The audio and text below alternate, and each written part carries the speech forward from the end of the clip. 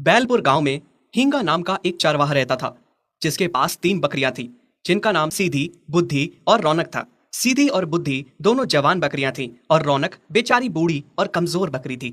हिंगा के घर में उसकी पत्नी निर्मला और बेटी चंदा थी। हिंगा की बेटी चंदा को रौनक के साथ बाकी बकरियों के मुकाबले ज्यादा लगाव था। माँ, मेरा खाना हो गया बस।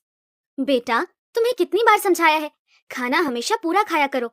तुम हमेशा उस रौनक के बहाने ज्यादा खाना लेती हो, बाद में बोल देती हो पेट भर गया है और आधा खाना उस बूढ़ी बकरी को जाके देती हो। बेटा, क्या हम उसे चारा नहीं देते?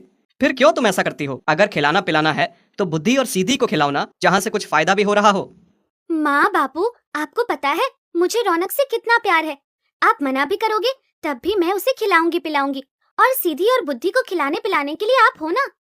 दरअसल रौनक अब बहुत बूढ़ी हो गई थी और वो कमजोर भी बहुत थी। इस वजह से उसकी कदर भी कम हो गई थी। जब रौनक जवान थी तब वो खूब दूध देती थी और उसी का दूध पी के चंदा भी बड़ी हुई थी, पर मालिक और मालकिन अब उसका ये एहसान भूल चुके थे। रौनक अब कुछ भी खाती पीती तो उसके शरीर को लगता ही नहीं था। ऊपर से मालिक उसे सूखा ही चारा खिलाते थे। वही सीधी और बुद्धि खूब जवान थी, दूध भी देती थी। उनके दूध की वजह से हिंगा का घर चलता था। फिर एक दिन की बात है।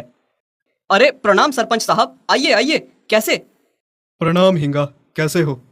मैं ठीक हूँ मालिक, आप बताइए कैसे आना हुआ, और आप इतना परेशान क्यों लग रहे हैं? क्या बताऊं हिंगा, बहुत ही दुविधा में हूँ। मेरी पत्नी बहुत ही बीमार है, उसे हृदय रोग है, बहुत बड़ी गंभीर बीमारी है। बहुत पैसा खर्च किया लेकिन कोई फायदा नहीं हुआ। डॉक्टरों का कहना है कि उसे अगर बकरी का दूध हर रोज पिलाया जाए तो वो ठीक हो सकती है, और यहाँ दूर दूर तक बकरी का दूध तुम्हारे अलावा किसी के पास नहीं है। क्या क्या तुम मेरी पत्नी को बचाने में मेरी इतनी सी मदद नहीं करोगे? मुझे अपनी घर की बकरी का दूध नहीं दोगे? लेकिन मालिक, मेरे घर का दूध पहले से ही किसी के घर में जा रहा है, मैं आपको कैसे दे सकता हूँ?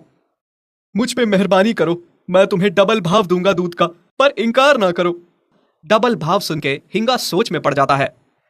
ठीक है सरपंच साहब, बात आपकी पत्नी की जान की है तो मैं आपको दूध देने को तैयार हूँ। आप रोज आके मेरे घर से दूध ले जाइए। बहुत बहुत धन्यवाद तुम्हारा।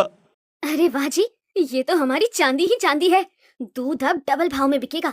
सीधी और बुद्धि तो हमारे लिए सोने का अंडा देने वाली मुर्गी से कम नहीं है। हाँ निर्मला, तुम सही कह रही हो। आज से तुम सीधी और बुद्धि को और ज्यादा खूब खिलाया करो ताकि वो ज्यादा से ज्यादा दूध दें। ये सारी बातें पीछे खड़ी सीधी, बुद्धि और रौनक सुन रही थीं। सीधी और बुद्धि को ये सुन के खुद पे बहुत ही घमंड हो रहा था और फिर वो रौनक को ताने सुनाने शुरू कर देती हैं। सुना बहन बुद्धि, तुमने मालिक क्या कह रहे थे?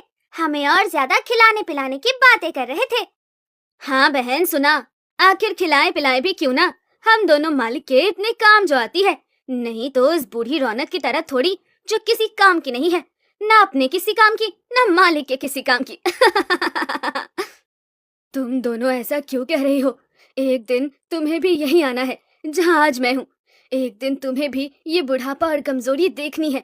जब मैं तुम्हारी तरह जवान थी, मैं भी बहुत सारा दूध देती थी। चंदा मेरा दूध पी के ही बड़ी हुई है। हाँ, देखो तो बूढ़ी हो गई है, पर अकड़ देखा अभी तक नहीं गई। मैं तो कहती हूँ तुम्हारा जीवन व्यर्थ है, किसी काम की नहीं हो तुम। हाँ, सीधी सही कह रही है।